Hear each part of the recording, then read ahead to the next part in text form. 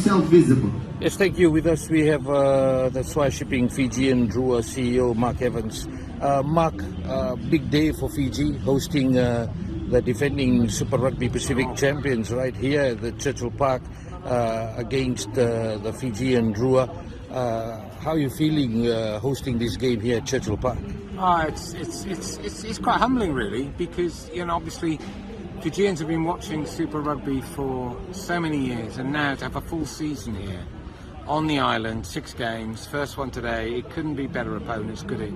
The Crusaders, a wonderful team, terrific, unmatched record in Super Rugby, with a big following on the islands.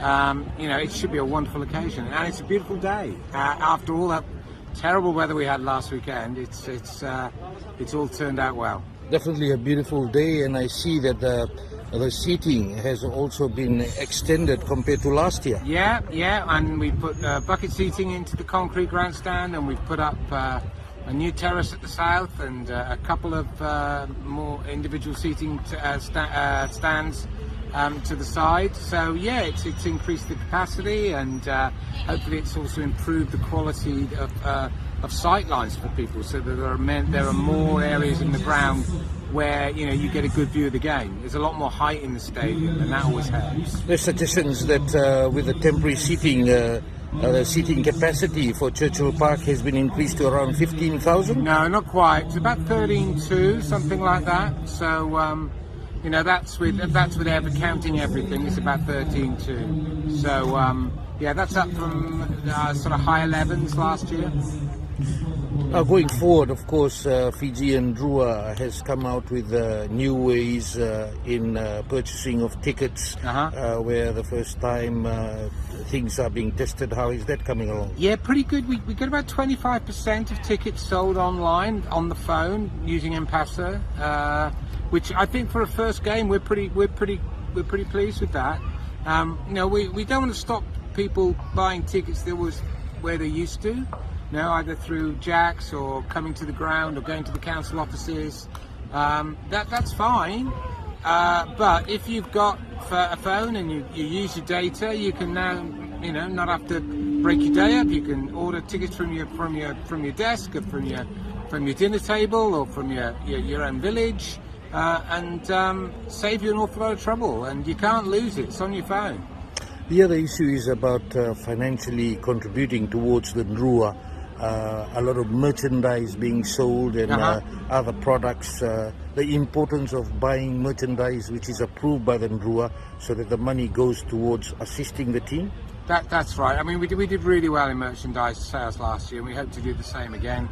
A lot of people now turning up today with their Drua gear on, which is great for us and for the team. So we hope it's a good product. We hope we keep it up to date. We keep modernising it, and we keep changing it so it doesn't get tired.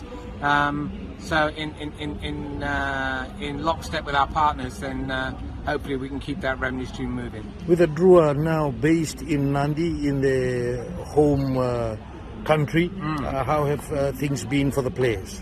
I think they really enjoy the new training centre. It's a real step up from where we were before, and it means that obviously it's a lot easier to get to training, and the facilities are improved. We're just about, in the next couple of weeks, take ownership of our own pitch, as well as indoor facilities. So we keep trying to make the whole setup, ideal for high performance, which is what we're all about. The other issue is the Drua's performance. Of course, started with a win, unlucky against Waratahs last week, now against the defending champions with the heat, I think 31 degrees from earlier this week. What do you think of the Drua's chances today? It's always difficult to say, isn't it? The Crusaders are a really good side, but I think we've shown some improvements on last year. I think we look. So you have something that doesn't belong. We look a bit more varied as a team. We scored a number of tries already through forward power, rather than as well as the sort of traditional Fijian running game. So I think you have to be able to play more than one way, and I think that's probably the most encouraging thing of the performances today. you never know on any given day. You know, look at last night, who thought the Rebels would have turned over the Waratahs, and they beat them really quite comfortably. I don't think the score sort of reflected the game. I thought they were by far the better team, and yet they hadn't won a game up till then. So who knows? You know, everyone's going, well, it's the Crusaders, you know, you won't beat them. Well, yeah, I mean, probably, the bookmakers would probably be right, but hey, as you say, it's 31 degrees, it's Fiji, you know, we're fired up, it's a passionate crowd. Let's see.